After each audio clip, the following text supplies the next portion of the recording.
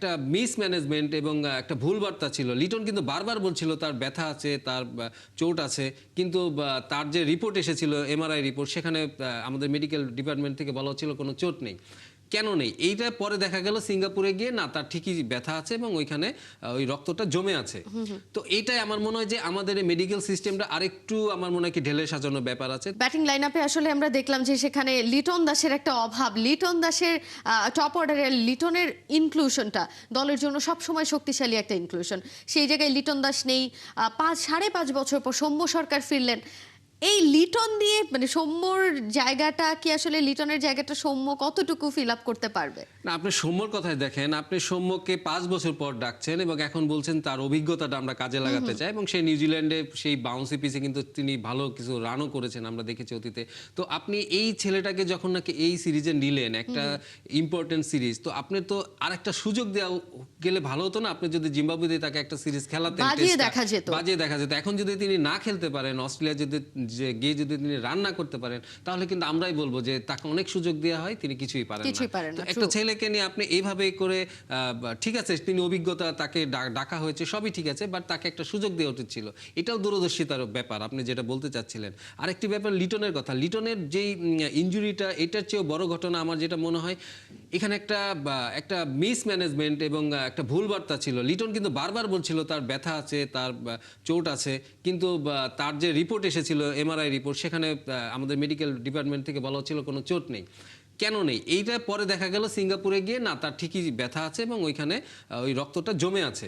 তো এইটাই আমার মনে হয় যে আমাদের এই মেডিকেল সিস্টেমটা আরেকটু আমার মনে হয় কি ঢেলে সাজানোর ব্যাপার আছে। তো সব মিলে লিটন নেই, সৌম্য এসেছে। আমি যেটা বললাম, আমি কখনো হাল ছাড়ছি না, এখনো সিরিজ শুরু হয়নি, ওখানে যাবে। আমার মনে হয় যে আমার একেবারে যেটা আমরা 2003-এ দেখেছি সেটা নিশ্চয়ই আমরা 2026-এ দেখব। সিরিজ ব্যবধানে হারটা অন্তত দেখবো না।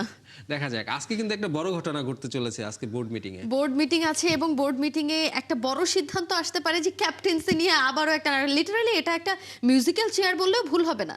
বারবার করে ক্যাপ্টেন্সি চেঞ্জ। এইটা আসলে একটা স্টেবল একটা দলের জন্য কতখানি প্রভাব ফেলে যে বারবার করে ক্যাপ্টেন্সি চেঞ্জ হচ্ছে।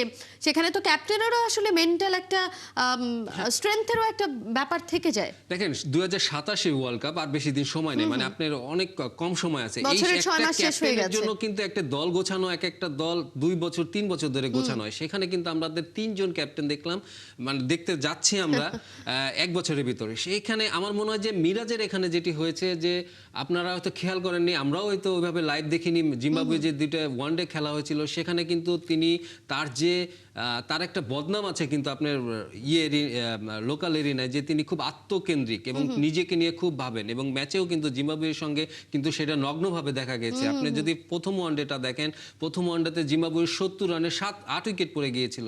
তারপরে কিন্তু আমাদের পেসাররা ভালো করছিল, তারপরে কিন্তু তিনি নিজে বোলিংয়ে আসলেন এবং রিশাদকে আনলেন, কোনো পেসারকে ইউজ করলেন না।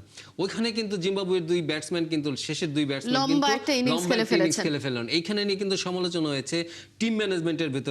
দ্বিতীয় ওয়ানডেতে আপনি যদি খেয়াল করেন, মেহেদী হাসান মিরাজ, তিনি কিন্তু আপনার যেটা হয়েছিল, শেষ 13 বলে 12 রান দরকার ছিল, তিনি ছিলেন ব্যাটিং এর, লাস্ট উইকেটে ছিলেন নাহিদ রানা, তিনি জাস্ট এসেছেন।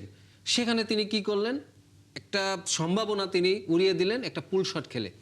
এই যে ব্যাপারগুলা, এবং তিনি তার দলের কয়েকজন বোলারকে তিনি পার্ট টাইম ইউজ করছেন না। সাইফ হাসানকে ইউজ করেননি, আপনার মোসাদ্দেককে ইউজ করেননি। অফ স্পিনার তিনি ভালো করেন, বিকল্প হতে পারে মিরাজের।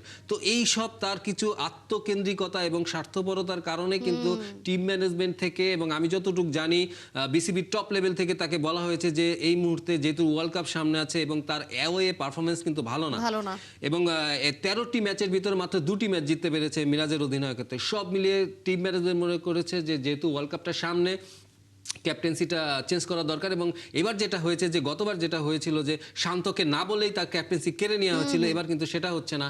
মিরাজের সঙ্গে কথা বলা হয়েছে, তিনি এখন শ্রীলঙ্কাতে আছেন, এবং তাকে বোঝানো হয়েছে এবং তিনি রাজি হয়েছেন রিজাইন দিতে, এবং হয়তো আজকেই তাকে তিনি রিজাইন দেবেন।